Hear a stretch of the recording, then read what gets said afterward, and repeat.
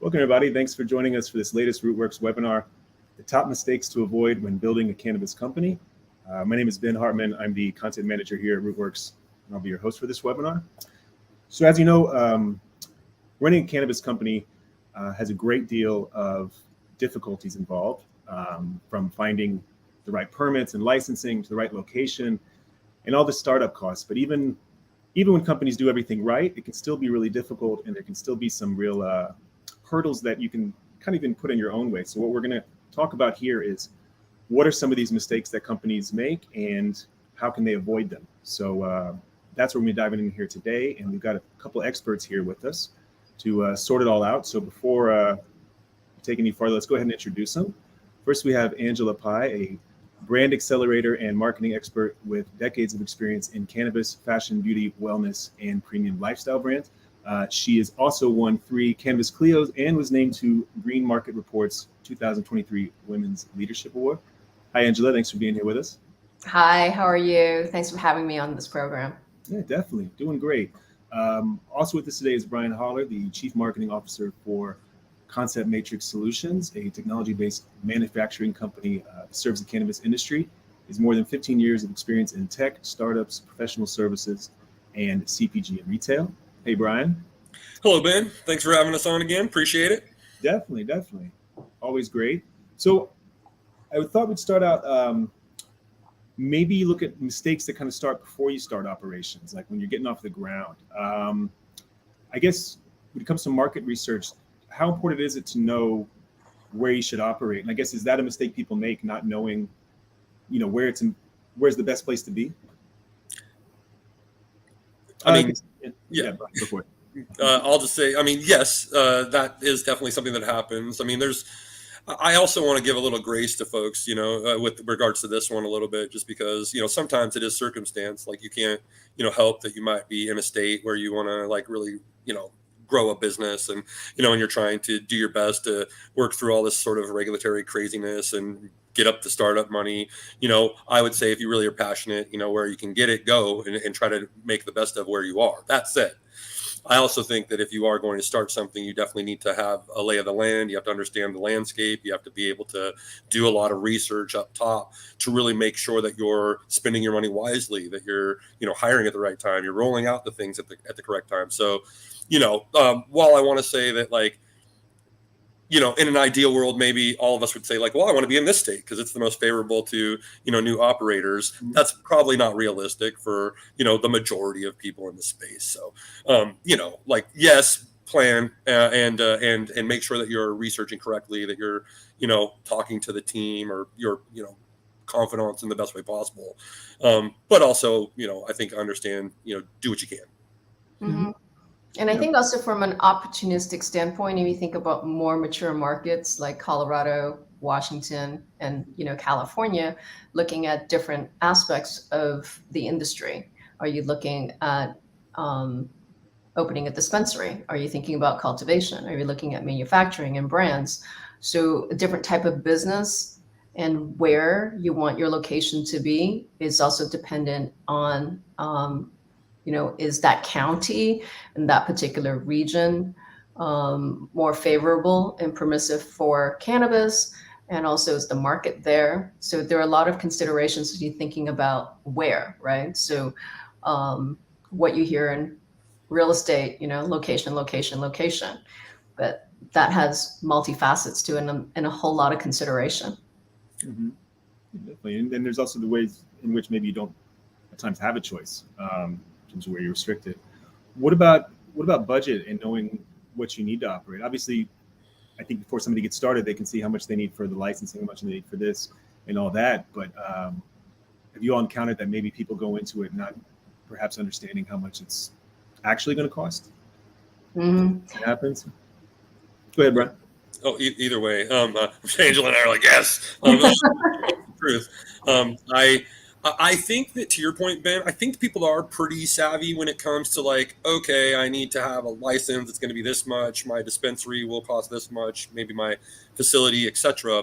Where I think a lot of people sort of fall short, especially brands, is to project, is to say, okay, I have enough to start, so that's enough. It's not. You have to, roll out your products. You have to be able to market and promote those products, right? Like if you own, you have to project like rent and overhead. Like when are you going to hire? Do you need to hire for these spots? Is it a vendor type situation? Like these are all things that I think people just hop in, and they're not necessarily, not that you have to know to a point like every single step, but you should at least have a plan, and you should have some projections that sort of help fuel your sort of strategy with regards to that plan. Mm-hmm.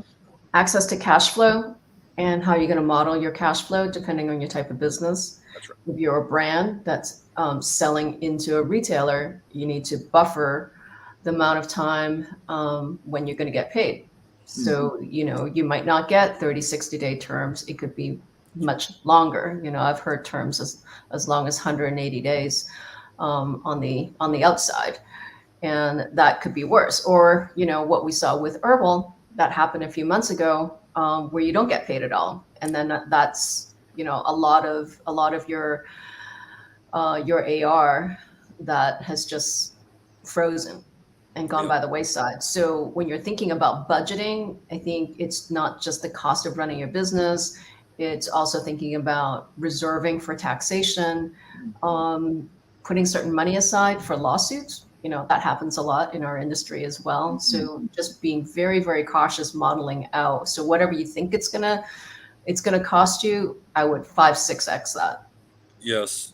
On top of that, I'll say this. I think that people, like, you have responsibilities, right? So you need to honor those responsibilities, and you need to figure out a way to best do that. And hey, we all make mistakes. Stuff happens. We understand this. But one thing that I definitely see that happens, and basically like everybody's had really difficult times. I mean, virtually every business I know in the space, even ones ancillary to it, very difficult. So if you can't make a payment or something really that bad, you should tell the other person or the other company immediately, as soon as you know. So that way you can, foster goodwill. You can basically understand you're in this together, right? It's not just the nice thing to do; it's the right and smart thing to do. And the fact that when people don't hear from you, they just assume the worst. That's right. That's exactly you need right. to kind of like manage your responsibilities and accountability. So recently, I was just seeing on LinkedIn, certain companies got their accounts frozen by their bank. Yep. So what do you do when you can't make payroll because your bank account's frozen? Right. And do you just assume that all your vendors and all your people you're paying like saw the LinkedIn post or whatever? Like, come on. Like you have to call and do the tough thing. You have to have the hard conversation. That you have to, you have to deal with that. And I know that's difficult for people, but that short-term decision will really have some very, very bad and negative long-term effects. Yeah, and I think you're right, Angela. People will tend to, if you haven't paid them and they haven't heard from you, they're not going to maybe assume the best. I sure wouldn't. Well, I think we were speaking, I think yesterday, Angela, and you mentioned one of these big issues or big mistakes, which is, I think also in the pre-phase or the early stage of the business, but also in operations, it's not really knowing who your customers are, who you're trying to appeal to. And I mean, everybody loves cannabis more or less, or some people do, but that doesn't mean they're all the same. So I guess, how important is it to know who you're trying to sell to, who you're trying to reach? I think it's the single most important thing when you're thinking about creating a brand or creating a business, who your customers are. If you can't focus and do the research, back it up with data, and design to who your core audiences are. It's not necessarily like one set of people. I think part of it is that people don't want to choose. So then they end up with, our customers are everybody. Well, no, your customers are not everybody. Even a flower brand needs to know who their customers are. Right. Pre-roll, vapes, any category, edibles. You really need to know who your potential customers are. You're going to have a core set of customers who are going to be at the very epicenter of who you're really designing for. So as you're thinking about, the product form factor, what are the product functional benefits of this particular product? How am I going to wrap it with the right kind of design, storytelling, partnerships so that this brand or product is relevant to this particular core audience, and who are the secondary and tertiary audience who feel a potential affinity to this brand or product, and what do I think of, let's say, the first most inner circle of customers are going to contribute in terms of revenue, because it's going to have that knock-on effect as you're, one, designing your product, two, designing your brand, three, the storytelling, and then the fourth aspect is how you're going to articulate to your retail partner who your customers are. Because if you can't teach the bud tender who your audience is and who they should be recommending your brand or products to, then you're not doing your job. Yes, I concur. And ultimately, why is every cannabis brand promoting to like 20 to 35-year-old stoners? Like, I mean, hey, I like smoking just as much as anybody else. I'm more than happy to enjoy that, but that's not everybody. Also, who has the most disposable income? Right. That's an interesting kind of angle to take, right? Yeah, an older demographic, but not like, if you look at who are purchasing most often, who are spending the most, not necessarily the audience that you brought up. Right. They might be coming in more often, correct, but their basket sizes are lower. That's right. And their preference for certain types of products are very limited. Yeah, that's my and experience. Also very deal driven. So then that's an audience you need to have, but not necessarily the audience that you're building from. Correct. And and that's basically, like, there's so much opportunity out there for existing or new brands. There's so many different angles that you can take as a brand that, like, a lot of cannabis companies haven't done with regards to understanding your customers and creating a brand and entities and things that emerge from it that connect with them. Right. Mm-hmm. There's a lack of that. Angela, this conversation, this webinar would not be happening if what I just said wasn't true. That's facts. So, like, ultimately, like, figure out your angle, be a little innovative, look at data. Like, I don't like, how can everybody be catering to, like, the person who's spending maybe 50, 80 bucks? Mm-hmm. Why are you not looking at the people who are spending 250 every time they come in? Right. Mm-hmm. It's same as when you go to your supermarket, right? Yeah. Everybody goes to the supermarket, but they're not the same people. Of course not. So you have different things in different parts of the aisle that appeal to different demographics and different people, right? Because and it's organized in a way that makes sense to the person when they're going through the aisles and everything like that. You have to be that sophisticated, to Angela's point. Mm-hmm. You do. And like, I don't know what else to say to people. You do. You have to do the things. You have to think about this. You have to theorize. You have to understand, like, design, to Angela's point. You have to understand, like, product placement, and you have like all these, like, crazy things. You're right. And it's like, whoa, but yes. Go into a dispensary at least a handful of times a week and speak to your local bud tenders or bud tenders in different areas. I go into dispensaries a lot. Probably at minimum 5 to 6 dispensaries a week, just for competitive shopping. And also they're going to know what's moving and what's not moving and what people are coming in asking for. Yep.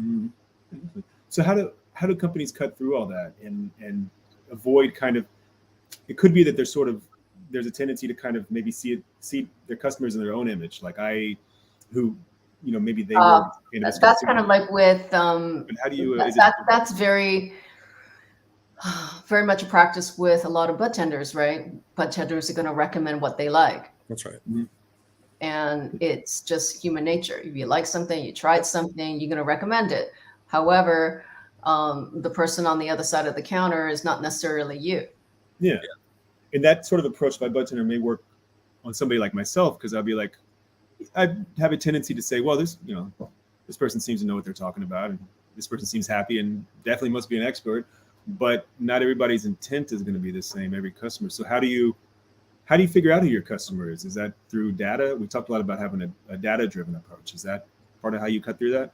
There's data out there. Yep. You've got data that you don't have to pay for. There's data that's available that you don't have to pay for. So there's a combination of both. But I would say if you've got good partnerships with your retailer, get the data from your retailer. Who's buying? They know from their POS data who's buying, how often, and how much. Yep. And So you got to be unwilling. You got to be willing to promotion. lean into that. Go ahead, Angela. Sorry. If you're going to do a promotion with your retailer or a set of retailers, have it as part of your conversation and have it pre-negotiated. That if you're going to drive a certain amount of promotion with promo units for X amount of time, you're going to want to see the sales data, not just in terms of velocity or lack thereof, but also who those customers are who are reacting to the promotion and are purchasing it in terms of the first time, second time, third time. Right. Then you're going to be able to formulate. That's right. Yeah, the more repetition, like the more data you'll be able to accumulate, and the more solid the data will be. Not to mention, I think a lot of times people see the data and they don't want to pay attention to what it says. You know, imagine if you've built your whole brand around, I don't know, some like, you know, very culture centric, like, yo, we're going it. And then you realize that 70% of your sales are, you know, people over 50, right? So what do? Well, I've seen people who'd be like, oh, okay, I guess we'll just get one more line of like tinctures or something, right? No, when you get that kind of like information, it's time to start thinking about changing the entire sort of look of the brand and the feel of the entire thing. And that I understand why that might be difficult, especially when you consider, you know, passion, ego, right, et cetera, or just thinking you know more than what the data shows, which is something that I run into every now and again, which I don't understand because, you know, we're humans and we have like emotions and things. But anyhow, point is, I think you have to be unafraid to really listen to the data and dive into what it's telling you to do. And you're still competing against a very robust, unlicensed market, right? So if you've got a shopper who, one, is willing to walk into a licensed dispensary and to be making that choice to begin with, that's what, 1 out of 4 people? That's right. In California. So 1 out of 4 people are willing to go and spend money at a legal facility, right? And that person's is going to be, you know, have certain preferences and have certain experiences and needs when they walk in. And that person's going to walk out with something that will probably be recommended by a bud tender. Yep. More often than not. So then you kind of keep slicing it back, right? Yep. Well, so go ahead, Ben. Sorry. I was just say, like, well, how can companies, I guess, be more agile or more adaptive in that sense? Like we talked about, a mistake people make is just getting too stuck in their ways or not adapting to changes in the market. Is it sort of just being like, this is going to be our philosophy. We're going to be open to, we're not going to be, you know, set in stone anything. And we're going to, is it just kind of having that approach? The analogy that comes to mind for me, I guess maybe once a marketer, always a marketer, is like the development of a website and then what people think a website is moving forward, right? So a lot of people are like, yeah, I'm going to put all this attention into the website. And once we set it, we forget it. Right? Oh, we're great. But that's not the case. You need to drive people to the website. You need to have content. The way that I would always talk to people that I was working with was like, don't think of it as like an asset that's finalized. It's always sort of a living, breathing document that needs to be sort of adjusted. I would argue that you got to think of your business that way too, because there's so many different levers and maneuvers and things that can happen. While I'm not suggesting you just do willy-nilly, whatever the heck comes to, you should be organized. But organize yourself in a way that will allow you to make some of those pivots quickly when and if they smack you across the face, right? So that's like, so when you see things, allow your team, put your team in positions of power, put yourself in a position to, yes, take a big bite, take a big leap, pivot, especially if the data compels you and in your heart that's probably the right thing to do. Be unafraid and do it as, not quickly, to your detriment, but yes, be willing to make a decision, pivot, build, and execute. Mm-hmm. So if you think about a cannabis brand's website, for a longest time, the website was kind of like a catalog. Yep. It's really static. You hear a little bit about if there is a brand story behind the brand, and then you have a whole lot of SKUs, right? Mm-hmm. Broken up by its category. And you can't even convert from it.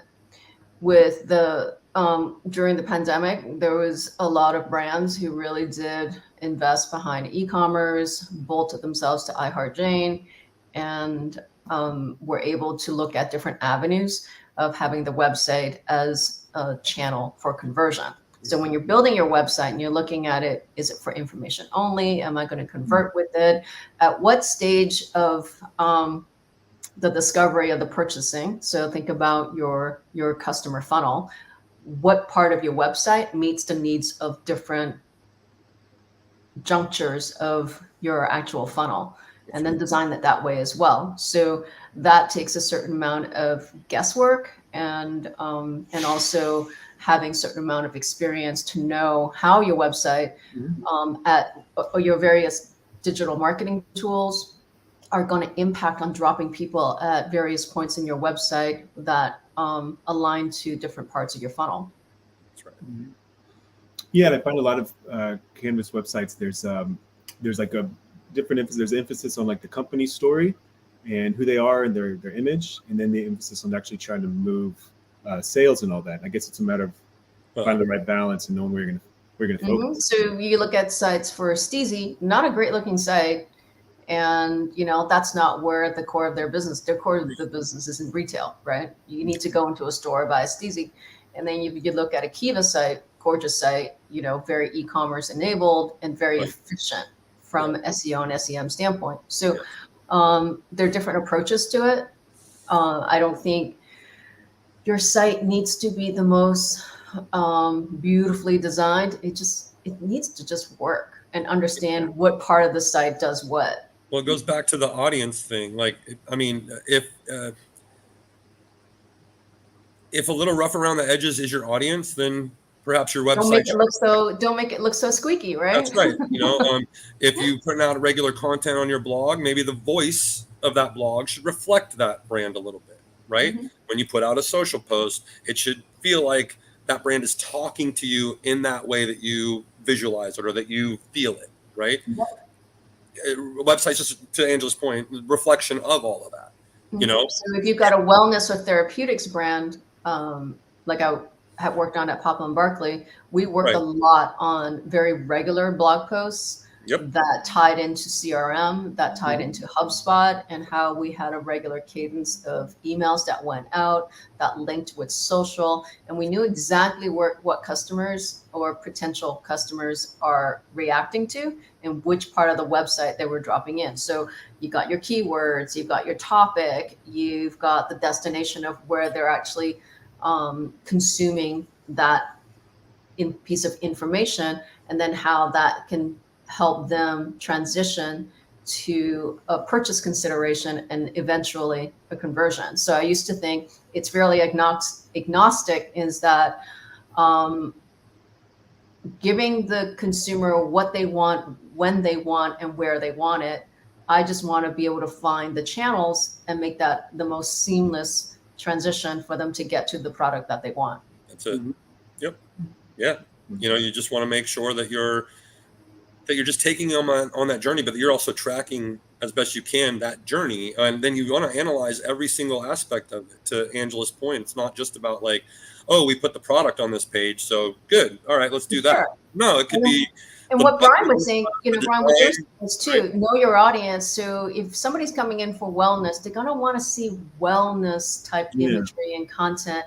Yep. They're not going to want to see the torch and the, the 4-foot bong rip or whatever. Like those people are not going to be, jiving with that. Now there's a whole audience that does. So if that's you, fire away. Cause yes, there's plenty of people who will buy based on, that your product is fire, right? Like, great. That's not a stupid thing to do, especially if you've got fire product. Do it. But and it fits your brand and whatnot, but if it doesn't, don't, And that's how you turn off your audience, and back to the very beginning of know who you're talking to. Right. What are they going to react with? And then create your content, your site, your communication that's going to feel relevant to them, because we're really, all of us are consumers. Within the first few seconds, we're going to be able to self-assess whether that's for me or not. That's right. If it's for me, it's on to the next thing, because I got a lot of things going on. Yeah.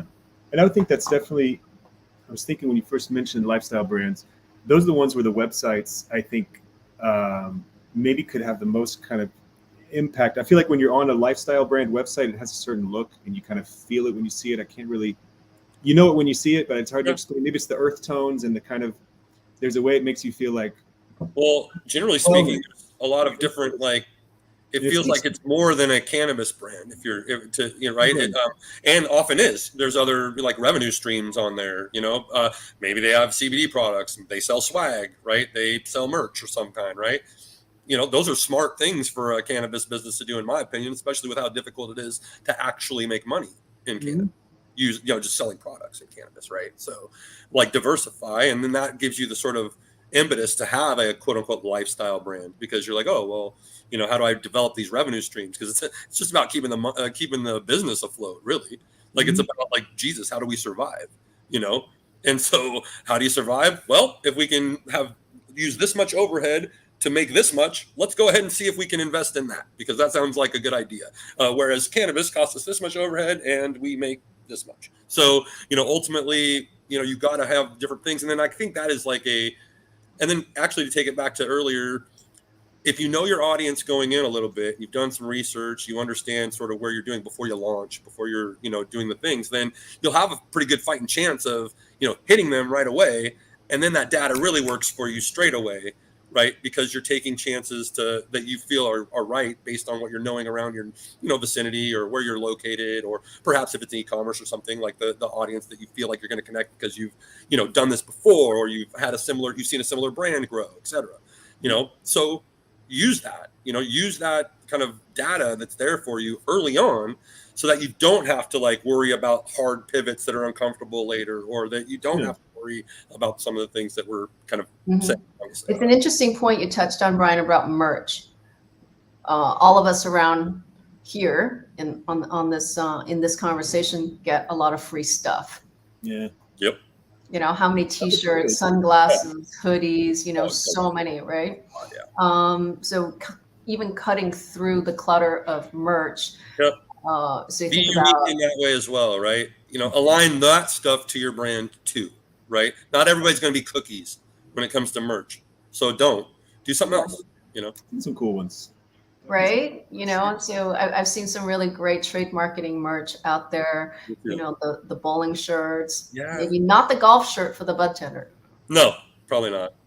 But even unique stuff. Like, think about things that people would use, right? Yeah. It could even be a really cool looking notepad or something. It doesn't have to be like. Everybody loves boxes and Indeed. Smell-proof boxes and bags that you can put your gear and stuff. That's right. Just stuff like that. Just and just again, to the kind of one of the big overarching points of this whole discussion is just, but align that to your your brand and its voice and the audience that you're nurturing. Yep. Yeah, absolutely.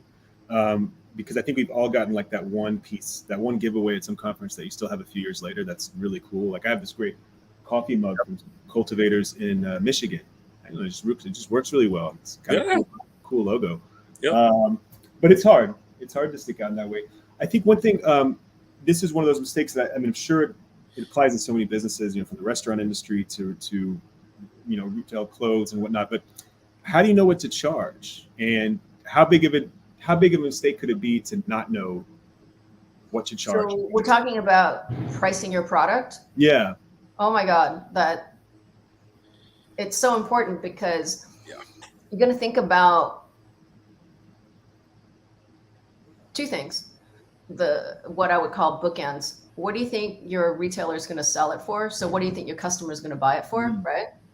And then what is it that you're going to actually wholesale your product for, and what your COGS are? So do you understand your cost of goods and what it's going to take? What's the in between in terms of the margin that you're going to need to run your business to be able to operate?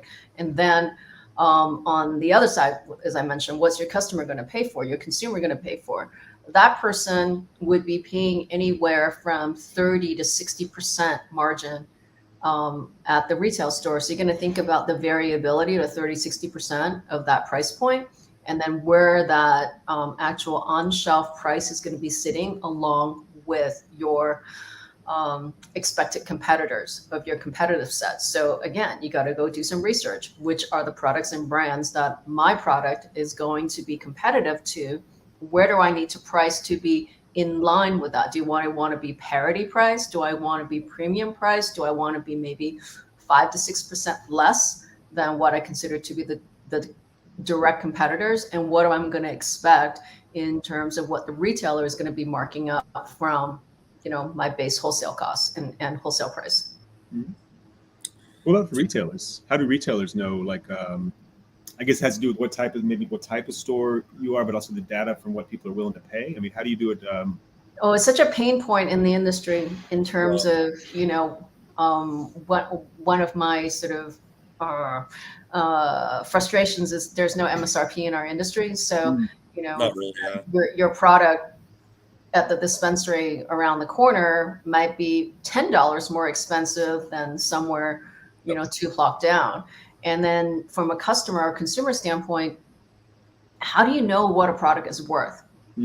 So I think not having the MSRP drives the comparative shopping. That happens a lot. People are looking for better pricing, better deals. If you look, if you look on, I'm going to say Weed Maps. If you look on Weed Maps, and if you're getting dispensary emails or text messages, there are dispensaries that are giving 80% off for your first purchase. Yep. Somebody's fueling that 80% off. Yep. Right. Yep. It's interesting. I really like what I get to do now. I get to be CMO of a company that actually makes the products, right? Which I know my team is amazing, because we definitely give a crap about people we talk to, and we make sure to examine all possibilities when it comes to establishing their cost of goods, right? To Angela's point, it's not just about like, hey, let's get the best product. Sometimes it's about, hey, can we get the best product and market it? And do we have enough runway to do so? And in my position in our company, Concept Matrix Solutions, like if we're making the product with you, it actually affects us whether you can take it to market and that you be successful. So we're incentivized to make sure that you know all the best options for you, right? When you're establishing your cost of goods. Because that, to Angela's larger point, is a big deal when it comes to figuring out your margin, where you can play, right? And how much you're going to need moving forward. And I don't just mean money. I mean packaging, second orders, third large orders. What are you going to do when wholesalers? What about when this one really wants to flip quick? This one's taking its time. Like, there's a lot of things that end up, happening in that regard. So you really do have to be sort of very cognizant of all those pieces. And hopefully you work with people, formulators, developers, manufacturers that care about that too, and that are guiding you correctly, if you're not able to guide yourself, of course. Mm-hmm. But is it a matter of maybe, should you to some extent maybe tune out what some of your competitors are doing? Like if the people down the street are doing 80% off your first purchase, that doesn't mean you got to do 85%, right? That's right. I also think that's a really fast way to, go out of business. Yeah, that's a great way to crash and burn very quickly. What I say if you own a retail dispensary, why don't you have your own products? Develop your own products. Mm-hmm. You can help, at least that gives you at least some negotiation. I think we can have a whole panel on house You definitely could, of course. Well, maybe that's the next one, but yes. Oh, that would be fun. I'd be totally into that. I would enjoy that as well. So Ben, there you go. So like a Kirkland signature. Yes. Maybe not on that scale, but yeah. Well, I mean, I would definitely, if you can, put out, like, that's why some of my favorite places are able to do that. And it basically lowers the cost of all the high price stuff, because they can do, $25 halves, right? Or, that sort of a thing. Now, are you getting as high quality? No, but it's not bad quality either often. Mm-hmm. So Target does it the best. Yep. Target has Target products very well embedded on shelf in the right category, across all of the categories. Correct. They have certain generic branding that's in line with the look and feel of whether you're trying to buy, I don't know, laundry detergent or home goods, or a lamp, bedding, all of that, right? You feel like you're buying a brand, but the brand doesn't exist outside of a Target store. Yep. So there's that sense of, from a shopper standpoint, oh, I'm buying a branded product. I'm not buying a generic, but you are. So I think that's really smart. And right now, where our economy has still been kind of going through a certain amount of flux, people need to stretch their dollar more. So if you're getting something that you think is comparable to a category leader brand with very minimal compromise, you're probably going to buy it right now because your dollar needs to go further. Yep. Yeah, we definitely can imagine that Target would run a very good dispensary, you know? I feel like they would. Yeah, that's a fair point. We're just a section. Maybe they will one day. You never know. Yeah. Not within the next 6 months or so, but yeah. Probably not, no. You know, if we get federal and then a little more time goes by. Yeah, I think beverages will go in first. Ooh. I think you're right. In that little grocery section they got. That's right. They just chunk it out. like- I mean, I'm sure they already have some. You CBD. know, hemp infused products will probably go in first, even before Yep. and then wellness. Yep, they might already have CBD. I haven't been to a Nope, Target. they don't have a CBD program at Target. Nothing. They don't carry any CBD products at all. No CBD gummies, nothing. Well, So that's I think- probably going to change soon. So I think edibles and beverages would probably the first categories that could go in there before anything else. And actually, to bring it to our conversation here, listen to that, right? So, mainstream retailer, one of the biggest in the world, one of the most famous in the entire world. When they actually do onboard these types of products or hemp close to like cannabis products, where'd Angela say they're going to start? Beverages, gummies, right? Things that are health and wellness oriented more than, stoner. For sure. Yeah. And you can see maybe topicals, just definitely the beverage and the wellness and therapeutics, maybe health and beauty, where in personal Sure. care, you're going to see that. So I think that's where you'll see the inroads. I don't know. We can quote me later in 5 years and see if it finally gets there. But I do think in terms of like, if you're somebody who's wanting to build a brand and you're looking at differentiators, yes, beverages are tough right now. Like, so again, not, but if you hang in there and you're smart and you kind of pick and choose your battles and stretch your money correctly, that might not be a bad way to go. And if you brand yourself in a way that sort of reflects sort of what Angela was referring to in terms of like, hey, you know what? I bet you this kind of a beverage is going to be the type that a target audience would want. Well, target audience is a whole lot larger and a lot more disposable money than the cannabis like audience. Essentially. And then if you want a volume play eventually with a Costco, you're going to do a CBD nutritional supplement that you're selling, tens of thousands, hundreds of thousands of SKUs of. That's at bulk. I mean, that could be another way as well. Not bad. If you can swing it, no, I can definitely picture the pallets at Costco stacked with cannabis products someday. Seems like a pipe dream, but maybe for now. That will come. That would come. Yeah, their brass is, at least from my understanding, is cool with it. It's just they're just waiting. It won't be in the short term. It might be more in the medium long term because they're not going to bring in anything that doesn't have mass appeal. No, and a large company like that's got a lot of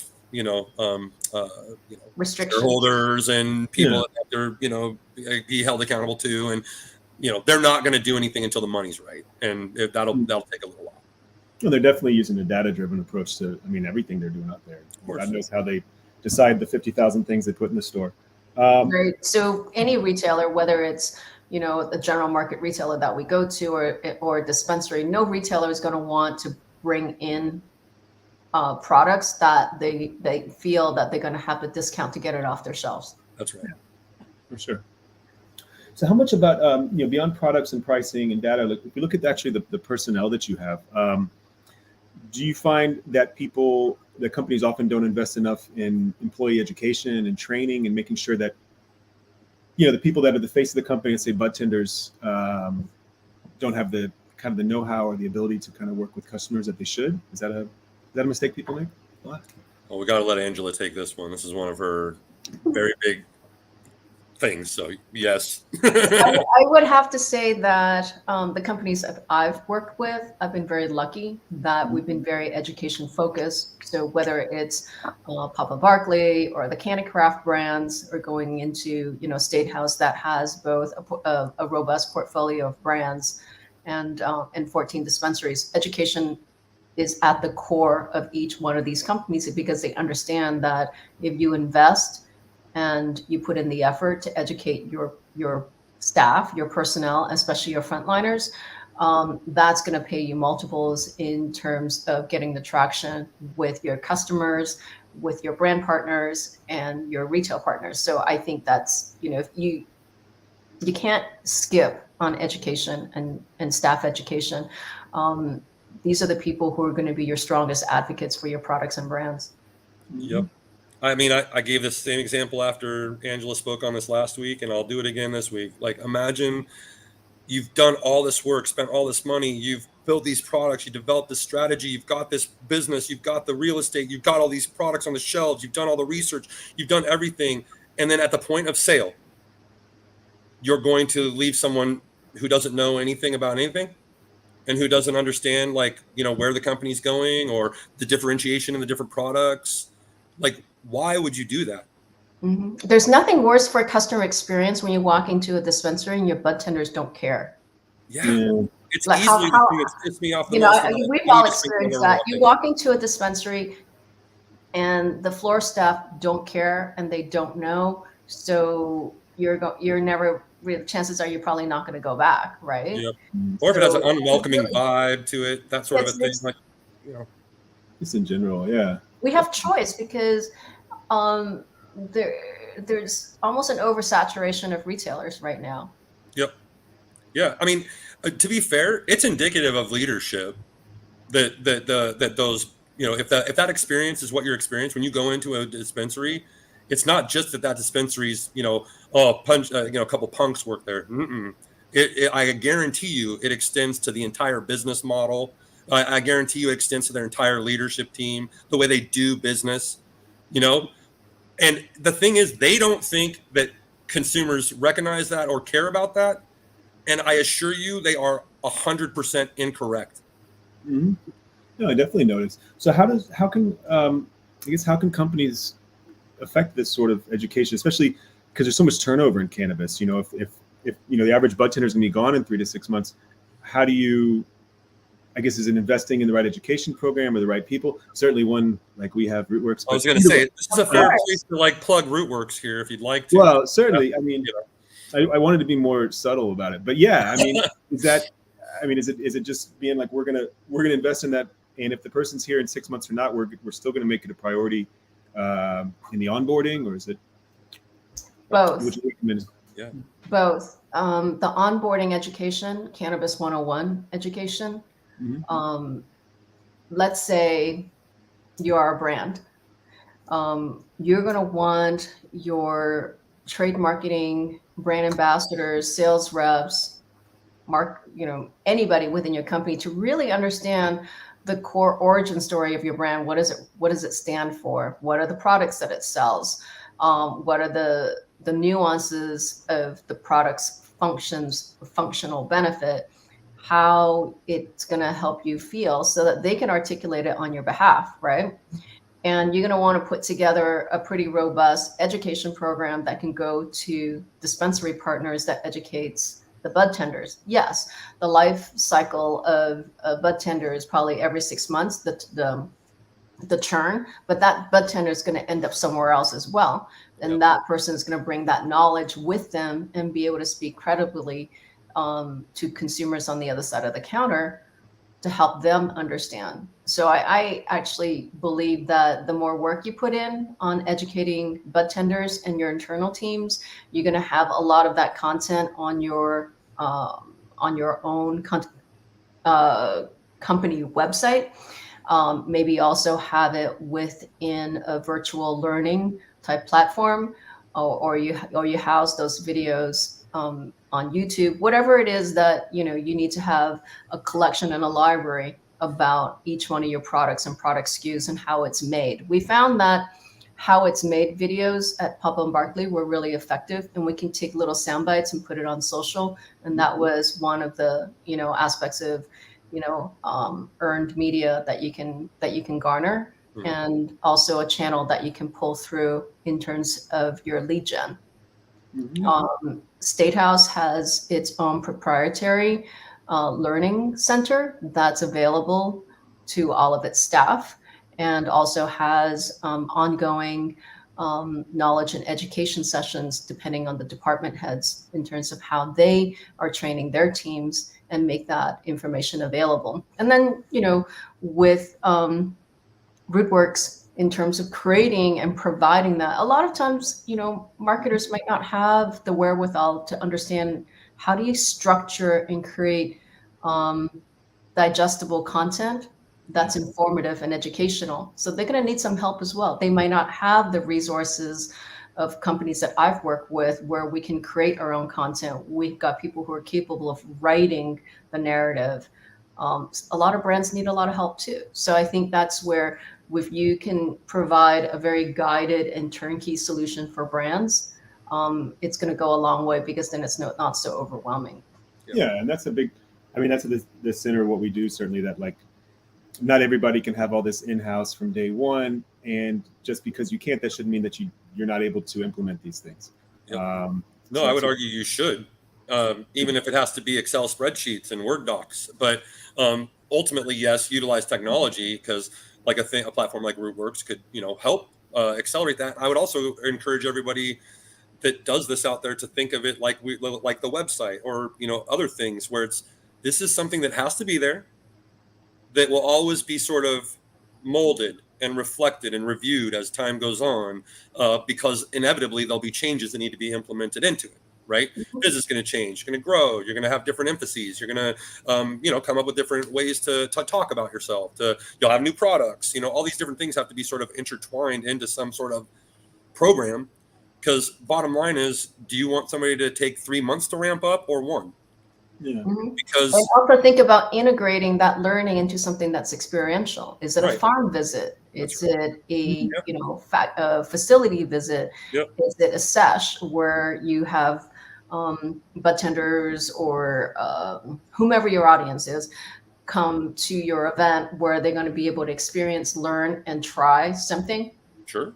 At an event. So integrate that education into an event so it's experiential as well. That's a great call too, is, make it, and I think that's where the best learning is done, obviously, is, when you're thrown into the fire, so to speak. And a great way to do that is to couch that with like, yep, got a great program, modules via like Rootwurks, etc. And now we're going to apply those in real life. Mm-hmm. And we're going to, and you're going to have a guide at first, or, you have like the senior bud tender, maybe take the new one along, that sort of a thing, or the manager maybe does it, etc. But like, yes, and then it brings more of a family, right? Brings more of trust, and they don't feel like, put yourself in the new person's shoes. You're a new person. It's not easy. Like, you're trying to figure it out. You're putting on your best face. You're doing all the things. Well, get them to drop those barriers and ramp them up as quick as possible, so that way we can get to the good stuff, right? Mm-hmm. So. It's something that we're not inventing. It's been done across many, many industries. Oh, yeah. So you create, you've got your star bud tenders. So bud tenders who are speaking on social, they're going live, or it's a snippet that's pre-recorded that you're putting on your feed. That bud tender talks about something that that they've seen, that they know works for them, or they've had a really great experience from. There you have it. You have an advocate / testimonial and a piece of content tied in with hopefully a few sound bites of product information and education, right? So we've seen this in other industries. You're going to be able to activate that and use that as part of your lead gen. Mm-hmm. And I was also thinking, even with the turnover, if it's 6 months, just how many customers that bud tender will see in that 6 months. That's right. It's a ton. And again, it just goes back to the whole, even if your turnover's 3 months, you still want to develop this thing, so that way the next bud tender comes in, stays 6 instead of 3, right? Mm-hmm. Or, works out a little longer, leaves with a little bit better, more knowledge, a little bit better reputation for your company, etc. There's always going to be incentivization for the company to build education and training for their employees. There is no, Angela, do you know any relatively successful business that's at a maybe small, medium, or larger level that does not have some mechanism like this in place for their employees? Because I'm not aware of any. Every single company in every industry I've ever worked with has something like this. Completely. I don't want to name any brands, but the brands that are successful and are entrenched have done a solid job. That's a good way. Creating education and making sure that education is very much part of their business strategy. Right. Not a coincidence. No. Well, on that same note, and not just so we can speak about Rootwurks more, but I mean, we also do a lot. Obviously, our platform also helps with compliance and regulatory issues. Sure. Do you find that companies, maybe they get into this without understanding how much that's going to be a burden and how much they need to focus on, making sure they don't get fined or get shut down? I was about to say, hopefully there are fewer companies who are learning the hard way, but a lot do. Yeah. I think that this is another one of those I have some grace for operators and stuff about, because there's so many different bells and whistles, and things change very quickly, and it's all cattywampus. So like I mean, I say for that reason I have some grace, but that's also why if you're an operator or you're running a business and a brand, that's why you have to put even extra emphasis on this. So even though we feel for everybody, including ourselves, who have to deal with all this shit all the time, I do think that because of that, and because of how crazy and and quick things can happen, you do have to be on top of it, and you have to utilize vendors, platforms, etc., to help you make sure that you are, because of how crazy it is. So again, while this one we have a little soft spot in our heart for, you still have to address it. It has to be a priority for you in every way, shape, and form. The more successful you are, the more you're going to be scrutinized. Correct. Yep. And the more levels you're like, just from logic, right? Hi, I'm only in one district and one county in one state. Okay, it's a little less, right? I've expanded. Okay, I'm in multiple counties. Yeah, there's some things there. Oh, now I'm in multiple states. Oh, there's a lot more there. Oh, wait, I'm still in this country where it's all over the place. Oh, wait, federal regulations are a thing. Again, and product regulations are a thing. Like it's important to stay compliant, but it's also important to recognize that there's a lot of areas in which you need to do that, and you're going to need help. Yeah, I've seen a lot of brands create events and consumption, or events that have allowed consumption to happen. Just because they haven't been, spoken to, doesn't mean that it's compliant and legal. That's right. That's right. I mean, and imagine those pics from those events are being posted online and stuff too, so it wouldn't be that hard to, Nope. That said, so when I hear about that hasn't happened, speaks well to sort of where the industry is right now, right? Like, it's not worth law enforcement's time to try to cancel something like that, or to shut down the event or the business that's doing it. It's just not. Yeah. Plus there's a lot of gray area. Well, we were outside and it's an illegal state. Oh, well, that's technically illegal. Well, okay. Where's your, there's a lot of gray area here. This is why, again, you need the help. You need people resources that can help you stay on top of it. And invest in the right platforms and the right people. And don't learn the hard way. Do not. That's why you want to make sure that you're on top of this stuff. That's for sure. Definitely. Yeah. And I like, it applies to so many things in life. It does. Parenting, but anything, businesses, everything. But yeah, definitely, don't learn things the wrong way, the hard way. And if you are doing well, you're probably going to get more scrutiny as well. Yep. So I know, I guess I know that both of y'all have strong feelings about this one. I think it's a fun one. This kind of mistake that a lot of people make is kind of, maybe in cannabis more than other industries, just kind of believe in the hype, believe in like that hype somehow translates to sales or success. How big a problem would y'all say that is? What do you think, Angela? The kind of hype-driven mindset at times? Hypes don't last forever. So at some point, it's going to taper. So what do you follow it up with, right? Every brand will go through its life cycle. Hypes are great because they generate a certain amount of buzz, will give you short-term gains, and will help you create an audience very, very quickly. But it's not sustainable. So you gotta think about what is it gonna generate for you, and what you're gonna do about it post hype. So therefore, the strategy. Yes. The hype doesn't. I mean, any hype's great, right? Especially if it's unexpected. Woohoo! We're doing some things. People are we're on some radars. This is a good thing, right? But it doesn't really mean too much unless you're in a position to capitalize on it. Yeah. Right. So yeah, if you can, get some hype because your brand kind of has a little bit of a buzz, and you're in a position to take in leads and, and develop them and see who's kind of seeing and attack partnership opportunities and, and really get after the retailers that are, messing with your, stuff, and you're able to like analyze that and look at it, then yeah, that's really great. What is hype? Well, it's manufactured most of the time, right? It's people like me, or Angela, behind the scenes thinking of different ways to promote a product or a service or a new revenue stream or something like that. And if we have the money to do it, it's real easy. So again, be careful also what you're looking at. Sometimes hype requires a lot of investment. Sometimes they just kind of accidentally happen. Correct. The hype of the summer in the general market obviously is the Barbie movie. We've seen that. We've seen the price tag of $100 million marketing budget, not even including, the value of all of the co-marketing and partnerships that they developed with so many different brands and verticals. I don't know. Is it, just over time, let's say 9 months from now, 12 months from now, how many more Barbies are they going to sell? Right. The movie was really successful. Yeah, I mean, I do feel like I saw the movie, even though I haven't. You know what I mean? It does just feel like it was very present in my life. We saw so much of it. Not a bad yes, the marketing was very effective. Very, very incredibly effective marketing and 100%, partnership strategies. Yes, really smart, super intelligent, and how they did it, and continue to, as a matter of fact. I think that brought the brand.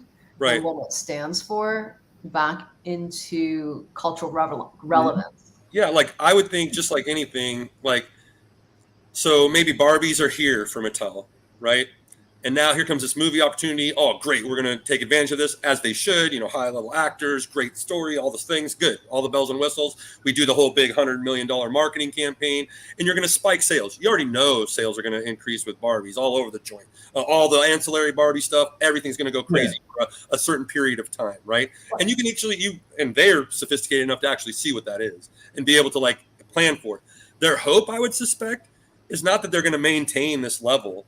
It's that when that plateau ends, they'll be higher than they were before the plateau started.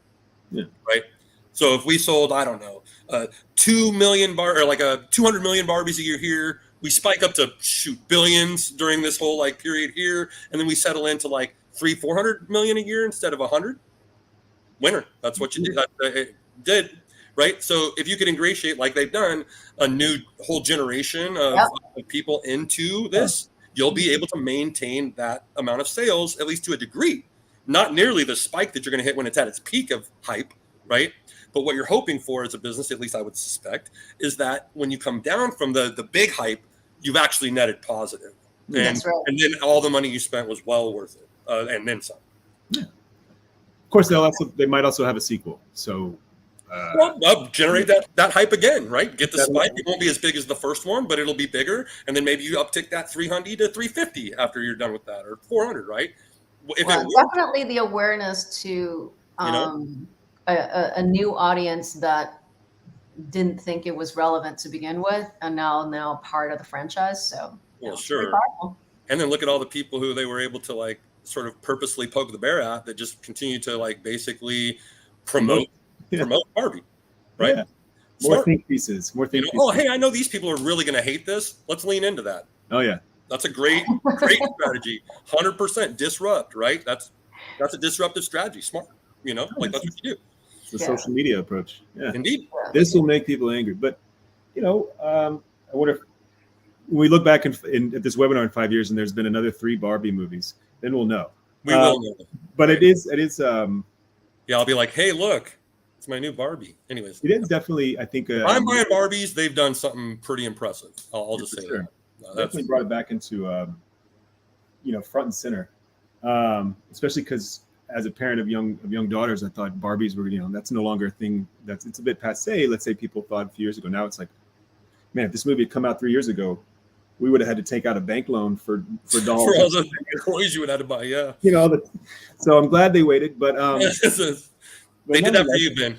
Yeah, no, that's what I thought. That was nice of them. And I appreciate it, Mattel. So I think before we get out of here, and this is kind of a nebulous idea. It's a big one, but how important is it? And it's hard to even know what this concept means 100%, but to kind of pay homage or respect to cannabis culture, as it were, or to have it as part of your brand story or as part of your approach. Is that something that people sometimes forget or overlook? Well, I think that cannabis culture extends to a lot of places, and Angela will dive into that, I'm sure. But what I would say is that I think knowing the history of cannabis, how it's been propagandized, how it's been, disproportionately bad for, some other kind of demos and stuff like that. I just think that that's important to know. I think it's also important to understand the business side of that, why other money has held that down, and different things to that nature, because it helps fuel sort of your vision for what you want to do with your brand. Now, I would say that there's a lot of different ways that you can sort of incorporate that in. Like, for instance, one of the core principles of cannabis, as far as I was taught, is sharing, right? Yeah. Community. These are larger concepts that you don't need to lean into stoner culture necessarily to adopt, but that you should be proud of, right? Like, I'm proud to work with cannabis companies. I'm very motivated to do so. It's medicine. Like, this is really it's so much bigger than, like this part over here, right? Now, what like legacy growers have gone through and things of that nature, I think it is important for people to understand what's happened. And I do think it's important for people to understand that there's been a lot of like very mean, good, bad, horrible things done, in the name of, business or the law that, and I think one thing that's tough for people is to accept that there's a lot of gray area there that they don't want to admit is happening, which for some of us who've, been around a little bit or seen some of these things, it's just been what I've always known. Like, several laws in our history have been bullshit. Yeah. That's fact. So ultimately, like, it's not, why is it so weird to think that like this has been purposely done? Because it has. It has. There's way too much evidence to support that. So should you know that? I agree. Yes. And is that sort of some core components of the culture? Yes. Mm-hmm. It's not one thing. Cannabis culture is not one thing. It's many, many, many facets. That's right. And if you look at, the multi-generational growers who are up in Humboldt, and then you've got your larger grows, you've got patients who have found their way into cannabis. You have people who have risked incarceration to provide relief. That's right. For patients who had consumed cannabis. So from the healthcare side, from the cultivation side, from urban culture, from music, there's so many different facets of cannabis culture. I don't see it as one thing. What I am certain of is that 99.9% of us who are visibly speaking about cannabis from a professional standpoint were never incarcerated. So we're also standing on the shoulders of people who have suffered from the stigmatization and from the legal aspects of the industry over the last 5-6 decades. Yep. And I think everybody should take that very seriously. Yeah. It's not, that's not nothing. That's the reason we're here is because of that, to Angela's point. And you should at least respect that. More so, you should understand why it was that way and how we've come to this point, right? And then you should basically, at least in my opinion, you should respect the hell out of those sacrifices that all those people have made and are currently making. Mm-hmm. Yeah, and it doesn't have to be. And you should actively oppose those things. Like, I understand, no, I don't actually. Like, I don't really get why anybody who owns a cannabis company, I don't care where you come from. I don't care if you were a cop. But I really, you should want everybody who's been jailed for nonviolent cannabis offenses to not be there anymore. Yeah. And you should advocate for a path to expungement and for them to basically make a similar salary to what they were before they got into trouble, if not more so, because of inflation, other things. Like, so again, I don't know how you're against that if you're in the game. If you actually sell cannabis, or if you build a brand, if you're ancillary to it, if you don't believe that, you're in the wrong space. Mm-hmm. You are. I don't care how much Absolutely. money you have. I don't care what you've done with your business. Like, that will ultimately destroy you. I promise. Yeah. I think also, I mean, incarceration, I think that's sort of on one end, but and obviously we need to recognize that and work to change that. But there's also the ways it's disrupted so many people's lives. Just, if you get a probation charge and now you have to do 50 hours community service for the next year, and you got kids and you got school or work, or you got to, and then that's not incarceration, but that stays on your record. And if you pled guilty, it doesn't get expunged. Like, there's so many little ways that it's affected so many people. And I think people, I guess, don't take it for granted that you can just walk into a store now, or that you Very much so. Or that we can run our mouths on this webinar. You know what I mean? Like this even exists is bananas to me when I really think about it as a 15-year-old kid. I'm like, are we kidding right now? Like, the stuff that I'm loving hearing from Cypress Hill and happening to Bob Marley. This actually is going to be a business I get to work in. Yeah. Now Cypress Hill has a cannabis company, and so this guy's working with they're legendary, and they're their music's legend. That's crazy to me to think that even them as an example, or Be Real to be specific, right? This is an amazing, talented artist that I've liked since I was a young kid, and basically, it's crazy to think about the themes and the things that I was hearing, when they first came out, and look at what's happened to them since, and look what's happened to me as we've both grown together, right? Yeah, when you think about, was it about 20 years ago that Tommy Chong went to jail for glassware? For the bongs. That's right. And now look at him. Right now, look at Chong's Choice and all the things and all the. I mean, I'm very happy that people like Tommy Chong have been able to, profit off of the industry. I get a Tommy Chong ad on my Twitter feed about every 30 seconds. Yes. Well, they know how to market. They're not stupid. They understand their audience, right? So there you go. But it's crazy because the same thing that he got busted for not that long ago, and went to jail for. You could literally sell them. I could create a website today and sell the same thing he got busted for 20 some years ago. It's amazing. Yeah. So yeah, pay homage to the culture, work 100%. Work to change the injustices, and that's right. And don't take it for granted, I guess. Yep. Yeah. That's correct. Serve. That's right. Serve. Yeah. Serve the community and the plant. Yes. It will also help grow your business. Yeah, absolutely. Well, guys, this has been great. Very informative. A lot of really good takeaways for anybody out there looking to see how they can kind of, I wouldn't say get in their own way, but kind of avoid some of these mistakes that companies make. If anybody wants to reach out and see what Brian or Angela's up to, here's how you can follow up on them, see what they're up to, and reach out. And if you'd like to learn more about Rootwurks and see what we're doing, we do a lot with working with companies to educate them on running a cannabis company, educating their employees, and also handling these compliance issues that we all have to deal with. So can definitely help you avoid a lot of these mistakes, or just keep things running smoothly.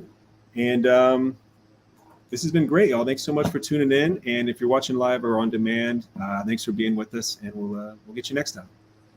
Thanks, Ben. Thanks, Ben. Thanks, Brian. Thanks, Angela.